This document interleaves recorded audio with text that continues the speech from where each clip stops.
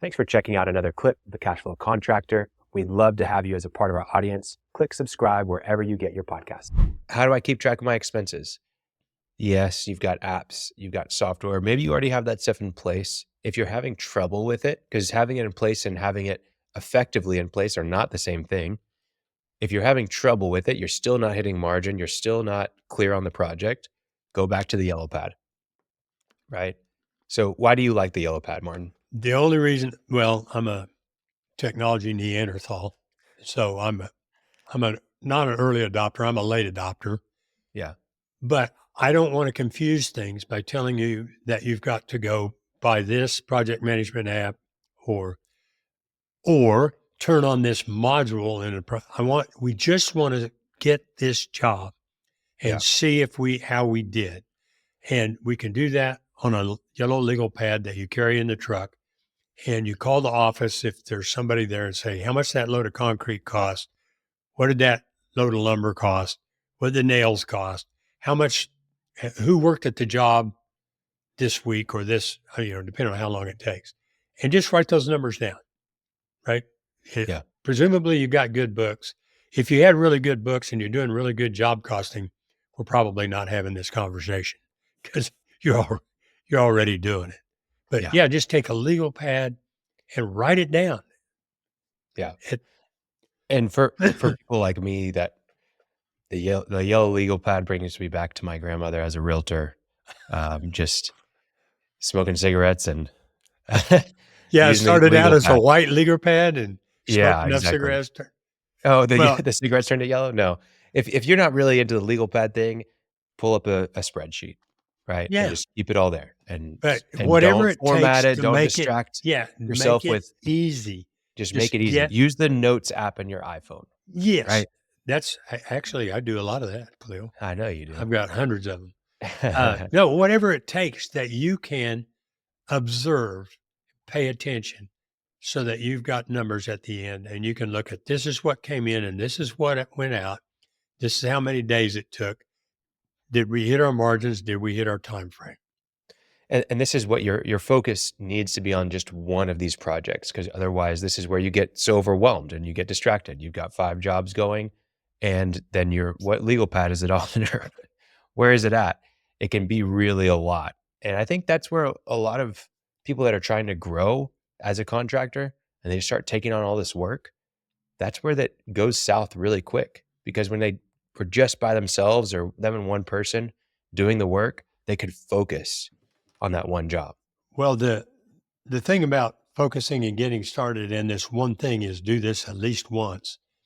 You will become addicted to the information. You will become addicted. If you bid stuff for a 45% margin, and then when you add it all up, you've got a 19% margin, you know what you have to do. I mean, we can get real tactical on that too. Why did the guys not make it on time? Did you just estimate it wrong? Were you get nervous and give somebody a discount? What was it? But you at least know, I cannot do this anymore. Once you get to tracking that, it'll be your lifeblood. It'll be with your morning coffee. Yeah. We had a guest on, Robert Keys, who did environmental drilling. And I remember him saying that on all their jobs, he got an email from the cost accounting department, and the subject line was the margin. And if the margin was really good, he didn't even open the email. I mean, unless he wanted to. But if it was bad, he was all over it. What happened here? Right? Yeah. You just get addicted to it. You want to know, do I even have a chance of making money? Yeah. And if you don't, you have to fix it. No choice.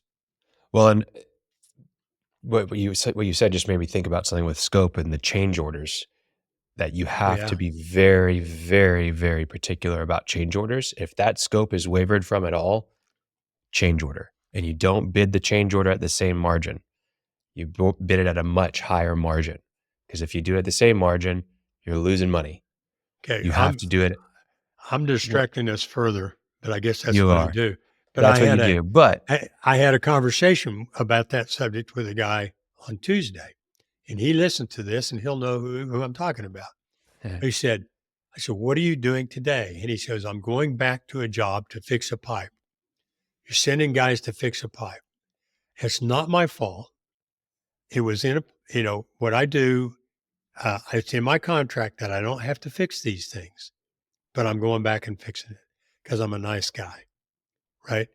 That is costing him, I didn't dive into it, whatever it costs to send guys to fix a pipe. Plus, it's costing him the job they're not doing because he has a backlog. So it's killing him. Yeah. And that's something we can fix. How would you tactically correct that?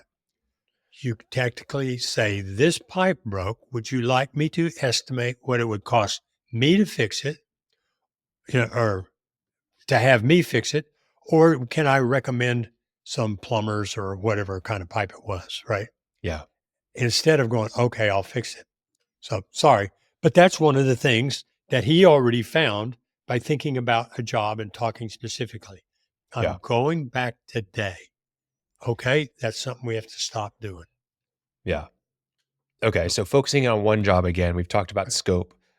We added change orders to that just now, which is a very important one. We've talked about the project bid and having targets for your team and really communicating those targets regularly. We've talked about just getting a grip on your expenses, even if it means going back to a yellow legal pad or your iPhone notes, just a very basic way that you can actually see the information and keep track of it. Obviously, for any of these things, you may already have a software or system in place, but if it's not working, get back to one project and just get focused. Thanks for checking out a clip from the Cashflow Contractor. We have full episodes where we go deep on topics that help you grow a construction business that runs without you so you can have less stress, more time, more money. Now, we've got other videos, other clips, but if you want to check out the full episode for this clip, you can click wherever our editor put it. It might be here, might be there, might be over my face, I don't know. But thank you for checking us out. We'd love to have you as a part of our audience. So subscribe or check out a full episode wherever you get podcasts.